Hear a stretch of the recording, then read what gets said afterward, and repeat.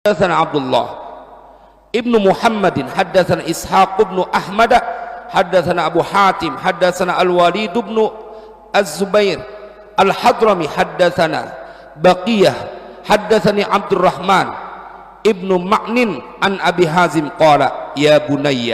Abu Hazim pesan kepada anaknya, ya bunayya. Ini kalau udah ya bunayya udah panggilan kesayangan dah, saking deketnya. Kayak ya wulaid, ya walad, dipanggil ya wulaid, ditasgir, ya wulaid, anak kesayangan, anak lelaki kesayanganku. Jemaah, dia pesan kepada anaknya, la taqtadi biman la yakhafullaha bi dhahril ghaibi. Jangan ente ikutin orang yang tidak takut kepada Allah bi dhahril ghaibi, dalam keadaan sunyi.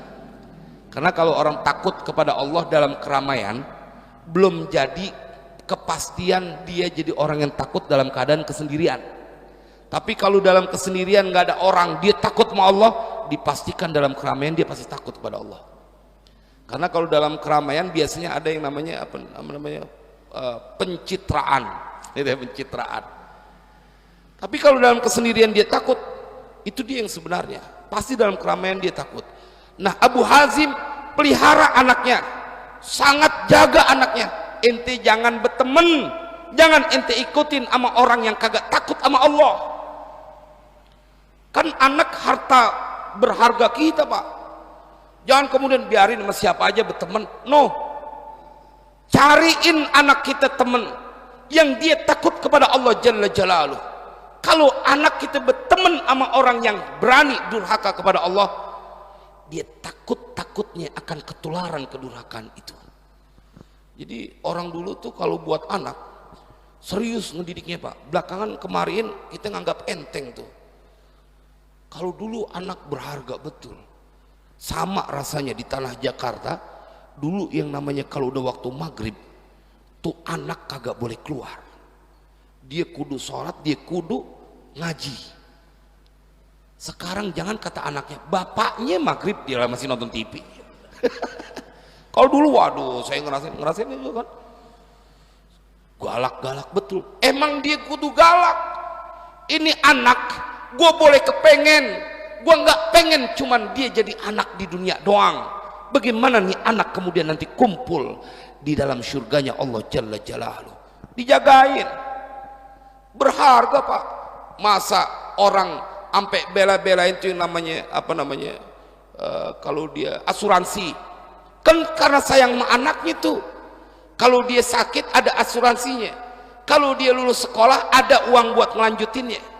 Walaupun kalau dalam bab yakin ini kurang pas, dalam bab yakin nih. Kalau dalam urusan ikhtiar dunia dipakai lah.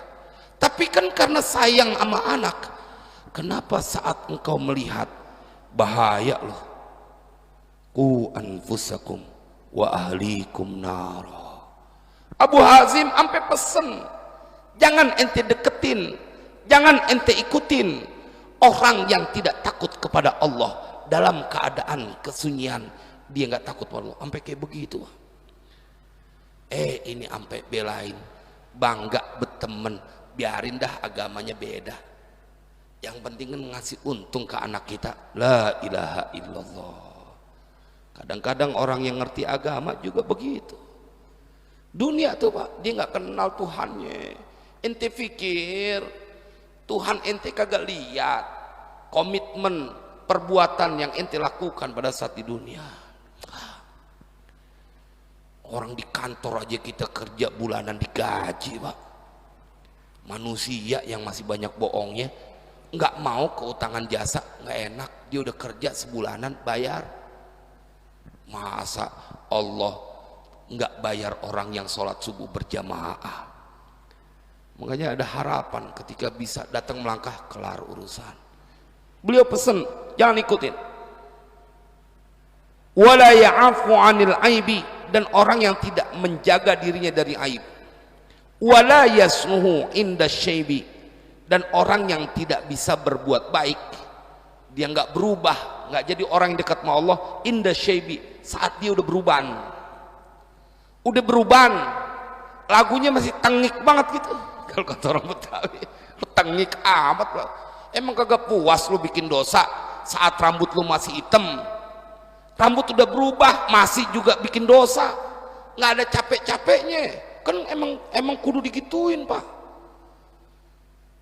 Badan udah tua masih nggak demen sama masjid, emang nggak puas ente jauh dari masjid saat masih muda. Ntar kalau ente mati, ente minta tuh keluarga disolatin di masjid, lagi sehat ente nggak datang ke masjid.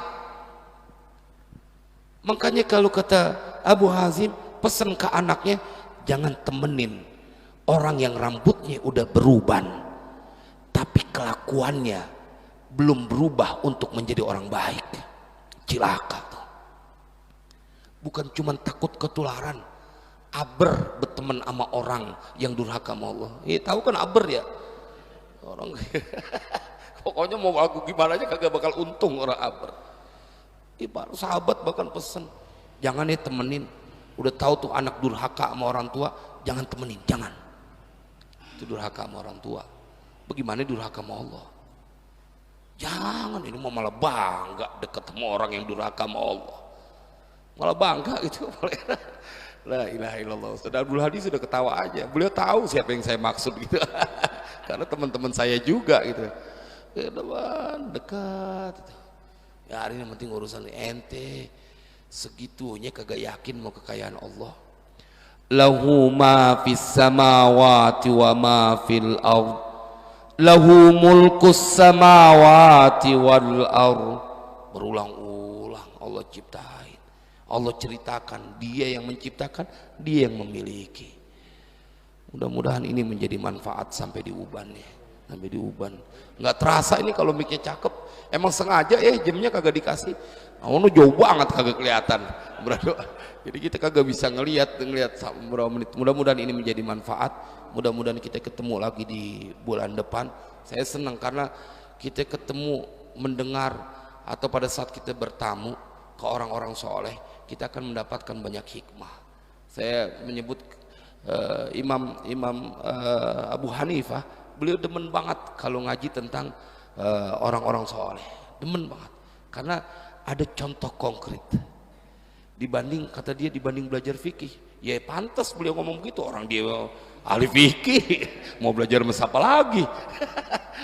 Tapi ini mudah-mudahan akan menambah semangat kita untuk terus berbuat kebaikan.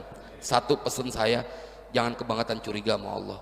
Mulain dari yang kecil dulu, dari seminggu sekali masa, adu aja Pak, buktiin, taruh ke kotak amal, gocap 50.000, 50.000 taruh, ntar lihat apa yang terjadi. 50.000, ntar tambah yakin 100.000, tambah yakin 200.000, tambah yakin 1 juta, sampai bingung. Ntar ketua DKM, gue bingung duit ini buat apaan, masjid semuanya udah cakep, semuanya udah baru. Mudah-mudahan ini menjadi manfaat. Wallahu a'lam bishawab. Wassalamualaikum warahmatullahi wabarakatuh.